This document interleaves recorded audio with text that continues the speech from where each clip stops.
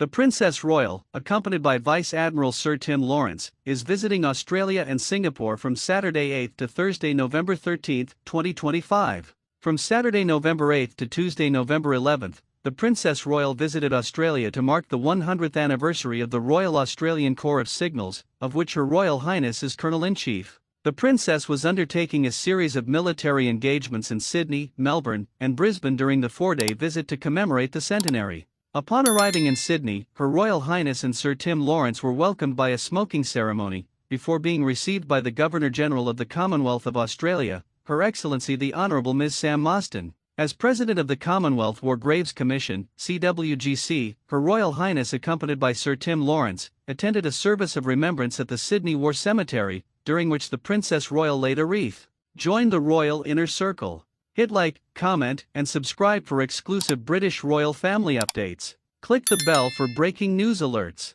Let's dive into the world of royalty together. While at the cemetery, Her Royal Highness and Sir Tim also visited the Sydney Memorial of the Missing and met the family of Sergeant Brett Wood, who served in the Royal Australian Regiment and died in Afghanistan. At Government House Sydney, the Princess Royal and Sir Tim Laurence were welcomed by a smoking ceremony, and Her Royal Highness received a royal salute by Australia's Federation Guard. Her Royal Highness held an audience with the Governor of New South Wales, Her Excellency the Honourable Margaret Beazley. On her second day in Australia, the Princess Royal, accompanied by Sir Tim Laurence, marked Remembrance Sunday at the Anzac Memorial at Hyde Park in Sydney. At the service, Her Royal Highness gave a remembrance reading and laid a wreath. As Colonel-in-Chief of the Royal Australian Corps of Signals and Royal Patron of the Service CITO Foundation, the Princess Royal, accompanied by Sir Tim, visited the Victoria Barracks to commemorate 100 years since the formation of the Corps. Her Royal Highness received a royal salute, before inspecting the parade and Australian Army Band.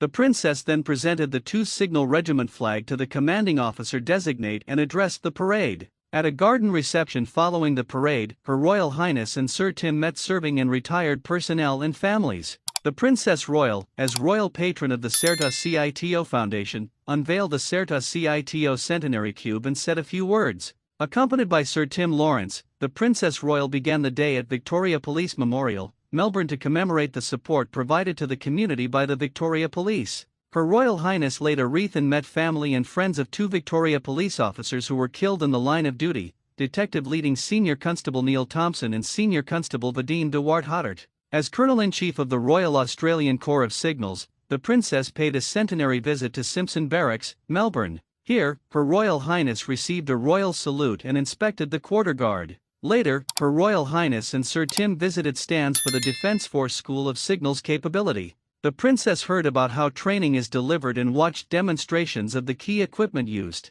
As Royal Patron of the Service CITO Foundation, the Princess Royal unveiled a sculpture to commemorate the centenary year of the Royal Australian Corps of Signals. At the sculpture, Her Royal Highness also lay a wreath. The Princess and Sir Tim toured the Royal Australian Corps of Signals Museum, before unveiling a plaque to commemorate the visit. The Princess Royal and Sir Tim Laurence began their final day in Australia, visiting Gallipoli Barracks in Brisbane, where there was a service of remembrance and Her Royal Highness will lay a wreath. The Princess and Sir Tim proceeded to a vehicle bay, where Her Royal Highness heard about the regiment's capabilities and how each regiment employs specialized equipment in theatre. The Princess Royal and Sir Tim later spent time with serving and retired personnel and their families. Her Royal Highness and Sir Tim also visited Duncan Oval, where they attended the Corps Week sports activities. The Princess fired the starting pistol for the inaugural race, and they watched a tug-of-war. On the rugby pitches, Her Royal Highness and Sir Tim met some of the Signals Rugby Club representative and retired personnel and families. The Princess Royal also unveiled a Service CITO Centenary Cube, presented trophies and awards, and said a few words to commemorate the visit. Thanks for tuning in. Stay in the loop with all the royal gossip. Like, comment, and subscribe. Tap the bell for exclusive alerts. Catch you in the next one.